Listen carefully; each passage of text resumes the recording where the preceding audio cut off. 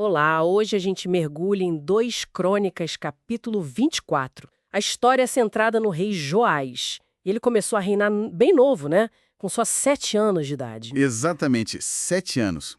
E é interessante ver como o início do reinado dele foi promissor. Sim, o texto diz que ele fez o que era reto perante o Senhor.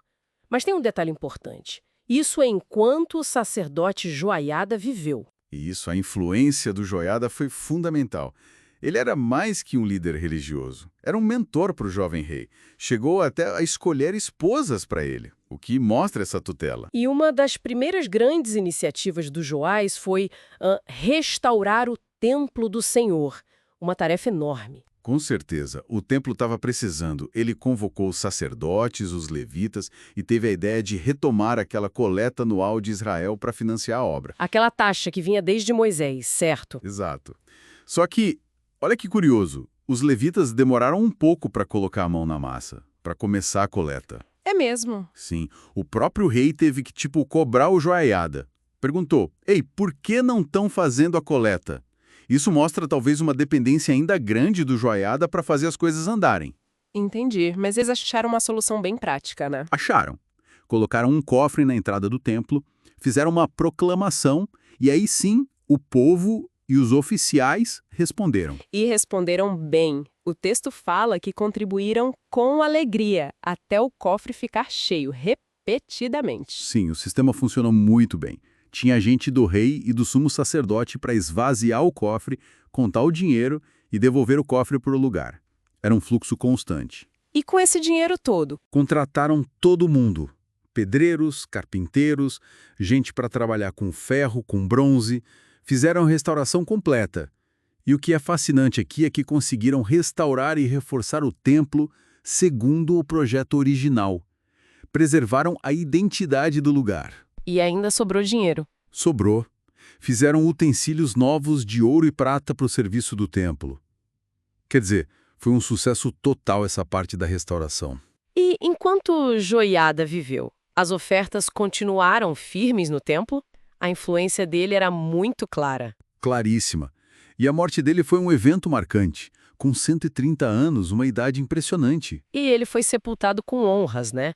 Com os reis, diz o texto. Exato. Por causa do bem que ele fez a Israel, a Deus e ao próprio templo. Um reconhecimento enorme. Mas aí, logo depois da morte dele, a coisa muda, e muda rápido. Aqui é onde fica realmente interessante. A virada da história. Os oficiais de Judá, a liderança ali, vieram prestar homenagem ao rei Joás. E ele passou a ouvi-los.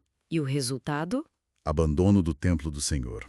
Começaram a adorar postes ídolos, outros ídolos. A consequência, segundo o texto, foi direta.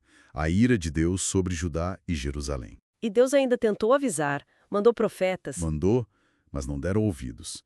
Isso levanta uma questão importante sobre como a liderança pode desviar um povo, né? Ignoraram os avisos. E nesse contexto tenso surge Zacarias, o filho do Joiada. Sim, o Espírito de Deus veio sobre ele. E ele não se calou. Foi para o meio do povo e falou na cara deles. Uma mensagem bem dura, né? Porque vocês transgridem os mandamentos do Senhor. Por isso, não prosperarão. Porque abandonaram o Senhor, ele também os abandonará. Direto ao ponto? Corajoso, mas a reação foi... Terrível. Terrível é pouco. Conspiraram contra ele. E o pior é que foi por ordem do próprio rei Joás. O mesmo rei que Joiada protegeu e guiou, mandou apedrejar Zacarias ali mesmo, no pátio do templo. Que ingratidão. Matar o filho do homem que basicamente o criou e o manteve no caminho certo por tanto tempo. É chocante. O texto até frisa. Joás não se lembrou da bondade que Joiada, pai de Zacarias, lhe fizera.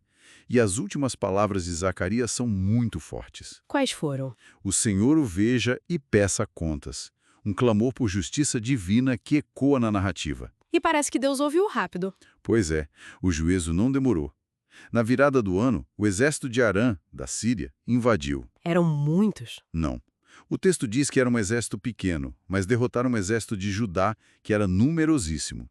E a razão é clara. Porque tinham abandonado Deus. Exatamente. Os sírios executaram os líderes do povo que tinham sido infiéis e deixaram Joás gravemente ferido. Mas ele não morreu na batalha. Não. Quando os sírios foram embora, os próprios oficiais de Joás conspiraram contra ele. Os oficiais dele? Não, Por quê? para vingar o sangue do filho de Joiada de Zacarias. Assassinaram Joás na cama dele. Um fim trágico, vindo de dentro do próprio círculo. E o sepultamento dele? Foi sepultada na cidade de Davi. Mas o texto faz questão de dizer, não nos sepulcros dos reis. A desonra final. Nossa, que trajetória. Começou com tanto potencial, guiado por uma boa influência. E terminou em idolatria, assassinato, traição e uma morte desonrosa. Mostra como a liderança, quando se desvia, tem consequências devastadoras. Fica a reflexão sobre a dependência da influência externa, né? Sem dúvida, a retidão de Joás parecia mais ligada à presença de Joiada do que a uma convicção profunda. Quando Guia se foi, e outras vozes ganharam espaço, ele ruiu.